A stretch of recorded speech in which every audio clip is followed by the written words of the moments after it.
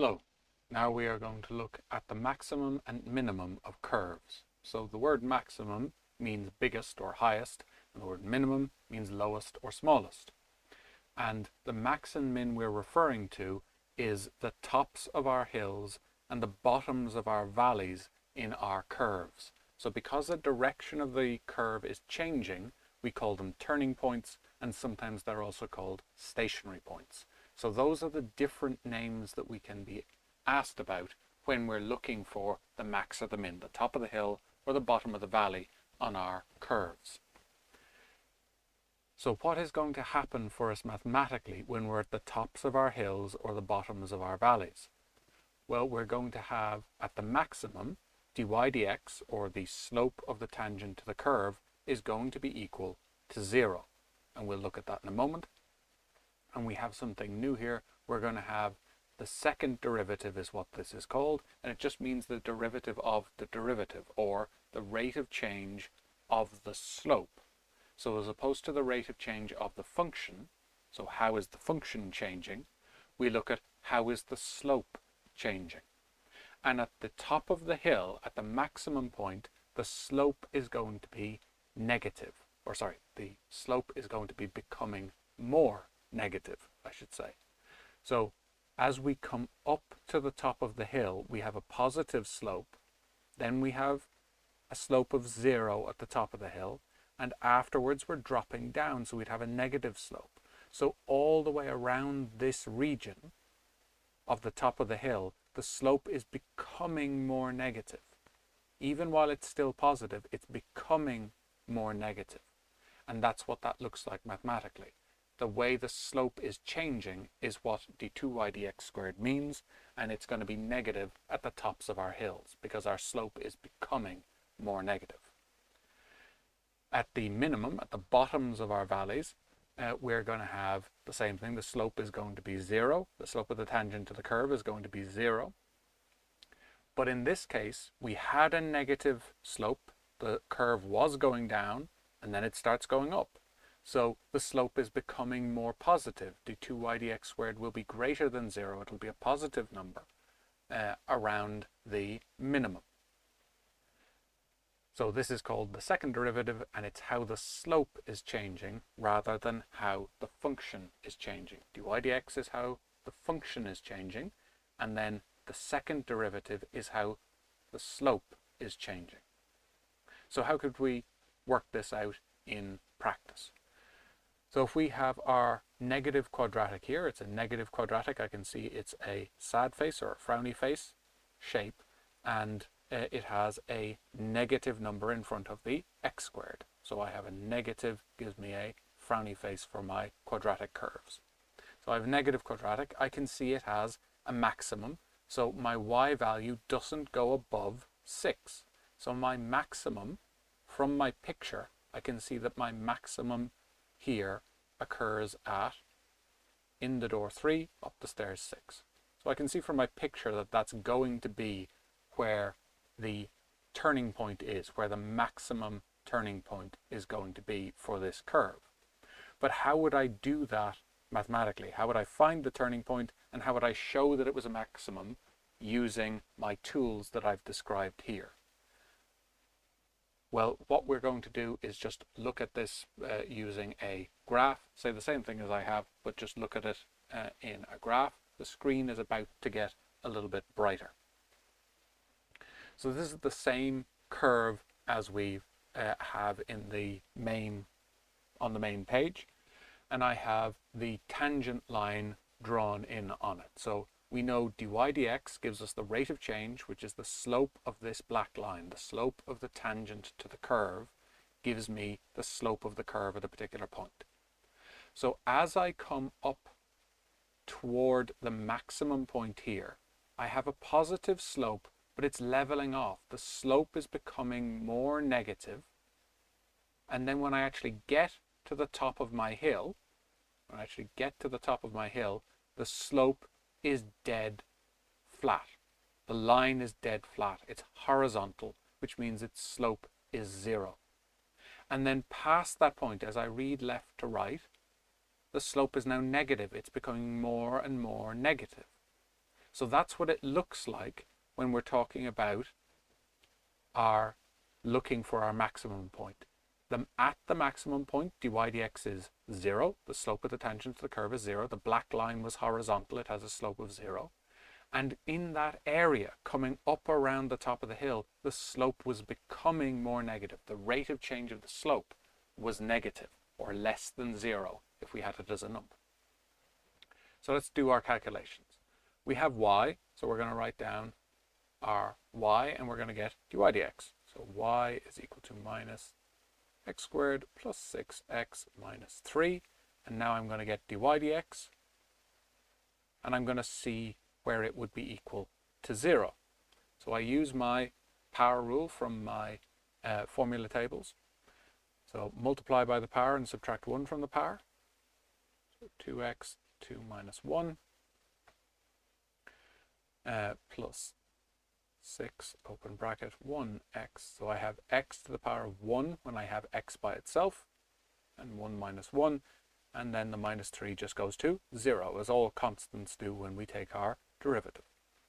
So the stuff not involving x. If we're taking dy dx, the stuff not involving x goes to 0. So I end up with minus 2x to the 1 plus 6 on x to the 0 is just 1. So I end up with minus 2x plus 6. Now that is the function that gives me the slope for any value of x. But I want to know, where is that going to be equal to 0? Because that's going to be my turning point, either my max or my min. So I want to know, where is dy dx equal to 0? So where is minus 2x plus 6, where is that going to be equal to 0? So I'm just rearranging this equation now. I want to know what x is equal to. So I minus 6 from both sides, and I get minus 2x is equal to minus 6. I already know the answer is going to have to be 3 because I did that already on my picture. But working it out, it's nice that we get x is equal to 3 again. Now I need to show that that is happening as a maximum. So I need to show that this is the top of a hill and not the bottom of a valley, because we know dy dx would be equal to 0 at the top of a hill or at the bottom of a valley. So we need to double check that, and the way that we're going to do that is to get the second derivative. So we have dy dx, that's minus 2x plus 6, and now we need to take the derivative again. So there's nothing special about this. We just treat this like it was a y, and we get dy dx of this. So the second derivative, we just do the derivative again. There is nothing special about the second derivative. We just take this function and get its derivative. Nothing else unexpected happens. So we have x times 1 to the 1 minus 1. So we just end up with it as being minus 2, or sorry, plus 0. The 6 goes to 0. We end up with minus 2 on 1, which is just minus 2. So this doesn't involve x, and that's actually not surprising for a quadratic. For a quadratic curve, the rate of change of the slope is actually always the same. What we would normally do, and what we will do for our cubic here, is we would sub in a value of x. So the value of x we're interested in is when x is 3. And we try and sub in our value for x. But there isn't one this time. It's just always minus 2. So that's still just minus 2 when x is 3. So because this is negative, that means we have a maximum, because the slope is becoming more negative all the time. So that means we must have a maximum. So we've shown that it's a maximum. We need to get our y value to finish off. So we just sub our x value into our y, into our original function to get the coordinates of the point on the curve. So minus 3 squared plus 6 on 3 minus 3. And when we put all of that into our calculator, we get 6. So the maximum occurs at x is 3, y is 6. So that would be our maximum for our curve using our derivative tools. So now let's do the same thing for a more complicated curve. So we have our red curve here is our cubic, and we want to find the max and the min. So the maximum is around here. If I change my color so we can see that a little bit easier. The maximum is going to be around here, so it's at about -1, 9, and the minimum should be at 2, -18. So let's see if we get that from our curve, from our maths, I should say. So we need to get the derivative of this for both getting our max and our min. So we do our derivative rule out. When we have done out our derivative, we want to know where is it equal to 0. So this is the function that gives us the slope of this curve. So when is that going to be equal to 0? That's going to give us our max and our min. We see we have a quadratic, and we're going to, in this case, factorize the quadratic. If we couldn't see factors for this quadratic, then we would use our -b formula to solve it. When we do our factorizing or use the -b formula, we will get x is 2 and x is -1. We need to know the y values for finding our max and min points, so we are going to sub back into the original equation, the original red curve equation, to find our y values. We get -18 and 9, just like the picture indicated to us. And these are our max and min points, but we need to justify which one is the maximum and which one is the minimum. Now, it's not unreasonable to say the 9 is higher than the -18, so it would make sense for this one to end up being the maximum. However, there are some curves that we can have to deal with that are trickier to understand, so we have to use our second derivative test to see which one is the max and which one is the min. So we need to get the second derivative. We have our first derivative here, so dy dx